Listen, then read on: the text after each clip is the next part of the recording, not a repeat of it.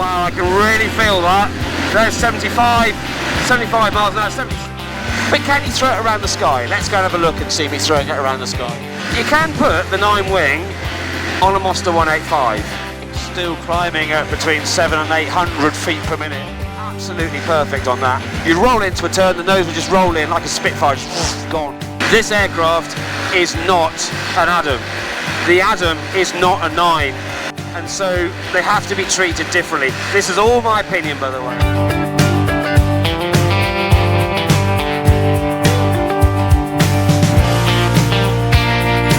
Welcome to the channel, and it's been a while since I've made one of these types of videos, so thank you for persevering with the channel, those that have been old subscribers. I appreciate the content's been a bit less than it would normally do in terms of frequency, but as I say, it's all got to be fun, and I'm just getting back in the mood of making videos again. And behind me is the 9, so we're going to go off on the 9 today. And if you're interested in this type of video, please let me know. But also, I'm going to go and give you my thoughts, as I promised before, on the camping trip. So that would have hopefully been part 2, would have been last week's video. I'm going to give you my thoughts on the differences between the 9 and the Adam. And the reason for that is they are 2 different types of aircraft, but they're for 2 different types of reasons of flying. And so it's kind of why I've still kept my Adam, but we'll talk about that and I'll give you my thoughts when we go off for a fly. But for those that haven't seen the 9 is behind me. It's the pure SSDR machine from Flylight. This is actually production machine number 1, and I'm still trying to work out the limits of it, etc, etc. I have found limits of a friend's machine, which is the machine over in America, so you haven't seen me demo flying that at Sun and Fun. That video link will be up here in the corner, so go and have a look at that playlist of Sun and Fun. But no, the 9, has got some nuances that are different. The main one is the screen is bigger, much bigger screen. It's got a different fairing below the nose. So I'll do some B-roll on this so you can see that. It's got a binnacle. You can fit the binnacle to the PeaBee, but the main thing is it does now start adding weight if you're in a PeaBee with sub 70 rules, but because it does take a lot of effort to get it off the aircraft. The actual fairing, as you can see, is slightly different as well, and the engine. The engine is a bit more of a beast than the Mazda 185. Why have I gone for the 303? We'll talk about that in flight and give you my thoughts on the differences between the 2 engines. I am still learning this engine. I've never owned a Pellini before. Those that know me know my views on Pellini, but this engine, I'm still trying to get used to it for this type of aircraft. The one thing that does make me smile is the pure climb rate, but again, we'll talk all about that in the air. So I'm going to get on with my checks. We're already in a safe position now. I'm going to get on the remainder of my checks, complete my walk round, and we're going to go and get in the air. So yeah, join you in the air. So here we go. Let's see if this thing will start. So security, hand throttle is closed, and that is free. Choke is on. I'll give it a nudge for start. Mags on. Clipper up!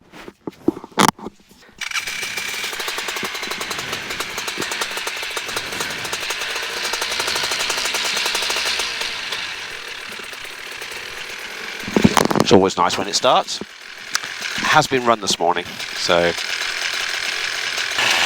let's go down the bumpy taxiway. This used to be so smooth, and now it's not. Makes everything vibrate and feel horrible. It makes me jiggle. The good thing with a nice taxi is it also gives you a bit of time to get the engine warm. You've got to balance that with also it getting too hot. So as I always like to say, thank you for those that are joining me on my crazy adventures and journeys. I hope you enjoy it. Welcome to all the new subscribers, and thanks for those that are sticking with the channel for as long as it's been going. The channel's been going over 4 years now, and at the time of recording, I just broke through 7,700 subscribers of you crazy people that want to follow me. So, yeah. Let's go and have some fun and talk about the differences between a PeaBee and a 9. Pros and cons. Right, let's get ourselves ready. Window weather are good. Instruments checked and set. Oh, bit of rain over there. Let's see if we can get up and down before the rain comes, shall we? Dynamo traffic, Golf Charlie Mike Romeo Foxtrot lining up for immediate departure on runway 19 for departure to the west, Dynamo. Okay, let's get ourselves sorted out. Let's do a straight bar, neutral, and the panels are all done up. Right, let's go.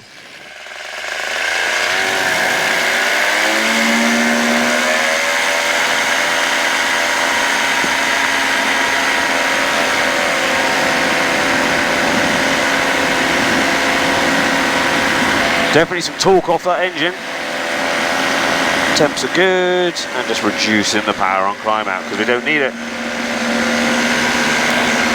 Still climbing at between 700 and 800 feet per minute in the cruise. Mental. It's definitely been a bit cooler than late, so I don't think I'm going to be up for more than about half an hour today. Right then, let's clear out of the circuit. Always have one wheel that seems to turn. Anyway, let's clear out the circuit and get up and talk about the difference between the Adam and the NiNE. Well, the PeaBee 2, which has the Adam wing on it. Anyway, I've got a lot of hours on the Adam wings. I know them very, very well. I know what they should feel like, what they shouldn't feel like, and I can honestly say they're a magnificent, magnificent wing that gives you a lot of confidence for a new pilot. And so, in some lumpy air or slightly bumpy air, the wing will talk to you, and it's very stable in pitch. So when I talk about stability in pitch, I mean the bar goes away and it immediately comes back. You get resistance as you're pushing forward that tells you you're pushing on it, or you're starting to pull back on the bar and then you're getting that resistance telling you you're pulling on the bar. So as you start to relax, the aircraft goes back to a very natural, stable pitch for hands-off trim. You know, hands-off trim is where the bar sits naturally, and so the Adam wing does that very, very well. The NiNE wing in pitch is fingertips, so literally fingertips all the way through the range. You can hold it there, we're diving, there's 1100 feet, 1200 feet per minute descent rate, come backing up, letting the nose rise, now we're slowing down, pushing it with fingertips all the way to the front strut. It will come back to its natural hands-off position, but you've got to be a little bit more proactive with it. And so you can end up, when you are feeling tense in rough conditions, feeling like you've got to work a bit harder on the bar with the NiNE. Again, two different wings for two different reasons. The NiNE is a let's go places wing with a bit of fun. You can throw it around the sky, and I'll demonstrate some steeper turns later on, but it is a wing that's flying significantly faster than the PeaBee, the Adam wing. In terms of speed, there's about 10 miles an hour difference between the hands-off trim, but that can mean a lot in an hour, where you want to go somewhere for a 2 hour. That's making your ring of distance, the airfields you can get to, increase. But it's all about litres per mile in some respects. So this engine, although it's a lot bigger and a lot thirstier to some extent, is making me get there in a more efficient way. I'm probably burning less fuel per mile than I am on the Monster, which is great. I'll come on to engines later on. So the speed range, which is where the pitch comes in, is quite significant, and the V&E of this aircraft is set at 90. The velocity never exceed. On the Adam wing, it's set at 55. You won't get to those speeds in straight and level flight. The aircraft won't do it. You've got to do effectively an unusual attitude to get it to those speeds. But in a spiral dive on this aircraft, you probably would get it to that very, very easily. So let's talk about pitch and speed. Let's talk about roll. The Adam wing, chef's kiss. It is fantastic. There's virtually no adverse yaw. Adverse yaw is where you want to roll to the right and the nose goes to the left, and then it will fall into the return. The Fox had quite a good adverse yaw. Annoying if you were trying to thermal going in and out of the turns, but generally wasn't really an issue on the Fox wing. You knew it was there, but it wasn't too much of an issue. The Adam wing, however, absolutely perfect on that. You'd roll into a turn, the nose would just roll in like a Spitfire, just gone. And you just take yourself around a turn. It would carve around the sky. So roll is not too much of an issue with the NiNE, but it is. It does tell you that it's a bit harder. It's got struts, whereas the Adam's got cables, flying wires. And so they all change the way the aircraft responds. And so the NiNE wing is just that little bit of a step change between what the actual aircraft is telling you in terms of feedback. The struts tend to give you less feedback in terms of softness. If you hit a bump in this, you know about it, whereas the Adam wing is more of a floaty, going through the turbulence, it sort of rides up and over it. This, if you hit turbulence, you kind of know about it, just in not in the same way that you feel it in something like a Quick R. Again, it's not, the NiNE is not trying to be anything other than a single seat deregulated machine that you can go places in, as has been proved by Paul and I. But can you throw it around the sky? Let's go and have a look and see me throwing it around the sky. So I'm going to do a quick hustle check. I'm going to edit that out. We're doing good. Ground speed into wind, 50 or 51 miles an hour there, into wind. So anyway, let's have a look. Let's good into turn. Whee! Nice bit of G-force there. Let's reverse the turn. Come on, round you go. There's 60-degree bank angle. Sending it around, not climbing, not descending. The UD thinks I'm thermaling right now, and let's roll out. So you can throw the NiNE around. There we go, through my wake, boink. You feel that lump, it will tell you that you've hit something. The PeaBee just sort of rides through that sort of turbulence. Pitch, here's an interesting one. The ADAM, you pull the ADAM wing back, it goes down a bit, speeds up and then levels off. I'm going to try and see if my head cam will get this. So I'm clear below, actually let's go in this direction. I want to be a bit more clear below than I was in that direction. I'm going to be careful with the speed here, but say if I pull the bar back, reducing the power, there we go. I am descending at 1200 feet per minute. We are going down like a rocket. That's 66 miles an hour, no power. Start increasing the power. Wow, I can really feel that. There's 75 miles an hour, 76. I'm not even at full power. And then you can regain a load of height without really losing too much of the speed because I'm using the power as well. So, pitch on the NiNE, you've really got to be careful with it because it will go where you point it. A friend of mine who had one of the second NiNE wing in the country said to me, you called the ADAM wing a bit of a Spitfire, what should we call the NiNE? And it's a bit of a jet wing, and it literally goes where you point it. I've got two fingers on the bar. That's where the venting comes in. I am now flying this with the vents open, and they add a bit more pitch stability at speed. So as you're getting to that higher speed, it then provides some return pressure. There's much more technicalities other than that, other than it provides a return pressure on the bar. This aircraft is not an ADAM. The ADAM is not a NiNE, and so they have to be treated differently. This is all my opinion, by the way. So happy to chat with you in the comments. Again, I've got a few hours on the NiNE now, got a lot of hours on the ADAM. The two aircraft, both fun to fly, but they're for different reasons. This is the proper kind of let's go and have a real 600cc play. The ADAM is your 400 125 playing, if that's the bike analogy for it.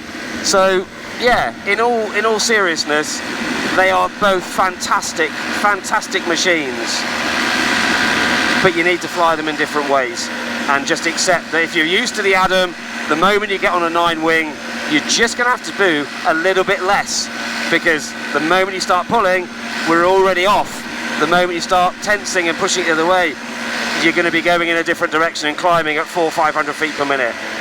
So just bear that in mind. That's the differences. Here's the other question that I have been asked and had a discussion with Ben about it. You can put the NiNE wing on a Monster 185. Would I personally do it? The reason is no, is because I'm quite heavy. I am currently 85 kilos dressed to fly. That's not an instructor weight, that's my genuine flying weight. If you're in the 70 kilo region, 72, 75 kilos, you would quite happily fly it on a Monster 185. I'm just a bit heavier. My reasons for this is to get that extra performance, you've got to use more RPM on the Monster. Let's start thinking about heading back. And so, if you need that extra RPM, your fuel burn's going to be higher. If your fuel burn is higher, what's the advantage? I actually burn less fuel with a bigger engine because it's operating within its comfort zone. You operate a small engine at its higher performance, the fuel consumption is going to go through the roof. So at 7,000 plus RPM, which is what you'll need kind of for level flight on a Monster, you're going to be burning 6 to 7 litres an hour. This engine in the Cruise is probably burning about 6 litres an hour. It's working within its comfort zone. And so that's kind of my take on it. If you've got a PeaBee2 and you want to stick a 9 wing on and you've got your license, guess what? You'll have a fantastic time. You really, really will. You've just got to be conscious of how heavy you are because the engine's going to be working that bit harder. In terms of space, is there more space in this than the PeaBee2? I'd say not really. You kind of lose the front end, which is why I fitted the bag at the top when we went camping. But the head box makes a huge, huge difference to how much you can carry. It really does. And the last bit of the video, landing. Now, I wished I had my cameras on the other night. The wind was nil, or virtually nil. It was flat calm, it was the end of the day. I came into land, and I was keeping myself down the runway, throttle to idle, holding off, holding off, holding off. I was all the way to the front strut, just waiting for the ground to arrive. The rear wheels touched, the nose gently came down like the aircraft was on auto land. I couldn't believe it, so I did another circuit and did exactly the same again. This aircraft is an absolute dream to land. It holds its energy in a way that gives you roll control all the way to touchdown. As I said in the early videos, Eros, what have you done? It's amazing. Stalling. Let's look at some stalling and see what my thoughts on the difference of stalling. So I'm going to move myself away from the built up areas and we're going to do another Hessel check before I do that. Right then, so stalling. Stalling in the Adam is really nice because it actually tells you it's stalled all the way to the front strut, and then the nose actually drops. It tells you it's stalled, and then you go into your standard stall recovery. I'm not going to teach you to stall because these aren't teaching videos, these are just my opinions. But let's go and stall the 9 and see what happens. My Hessel check is all complete. I'm clear of everywhere, and I'm happy that I can recover. So let's get ourselves into a stalled configuration. We're going to do a stalling in the glide.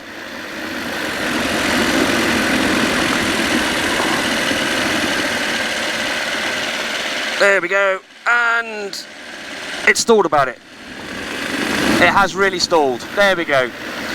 It does actually tell you there was a lot of bar pressure there. It was telling me, it was pushing back on the bar. Nice positive nose down, and then we recovered away.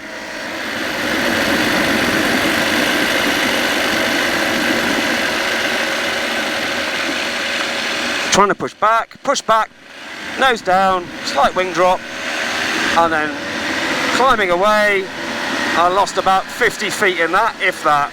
So it's got a really nice definitive nose drop. So, and also a slight wing drop there in that one. So let's leave stalling there. Happy that the aircraft will stall. If you've got any form of power on, it really doesn't want to stall in the same sense. So, but we're going to leave that for another video. So that's me chuntering on quite a long time on the differences between the two aircraft. But they're just my thoughts on having quite, a little bit of time on both now. The two aircraft do two different things, and that's my takeaway. It's a bit like my paramotoring and PeaBee video. Is one better than the other? No, they do two different things. My wingtip cam's working, the 360 cam, hopefully that's doing 360 footage. I really hope this wingtip cam survives to landing, because I haven't really been able to show the landing side of things because it always seems to fail. But it just lands so nicely. The Adam lands really, really flat. It's really hard to get the nose up on the Adam. So you feel like if you pull the bar back to correct anything, the nose will drop. Whereas this just, chef's kiss. It's nice, it's actually flyable on my day off today. It's going to get windy later, so I'm quite keen to get down before it starts picking up. But the 9 does seem to handle crosswind conditions a lot better. Probably because it's coming in a bit faster, and probably because it's got a little bit more roll control at the slower end than the Adam wing on the PeaBee2.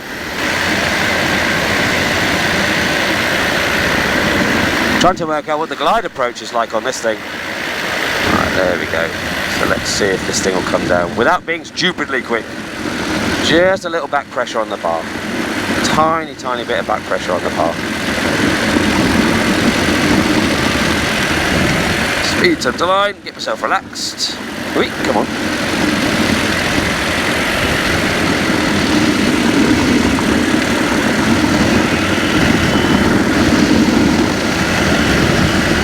Okie dokie, starting to relax on the bar.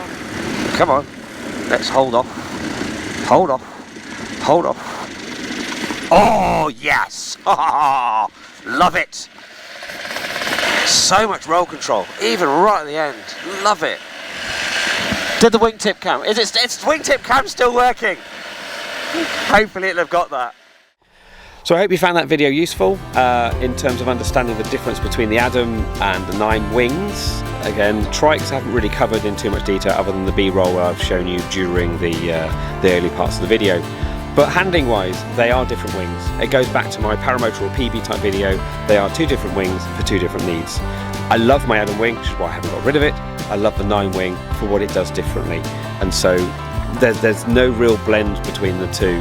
However, the fact is they are both fantastic wings, and I'm really pleased that I've been able to have the privilege of flying both.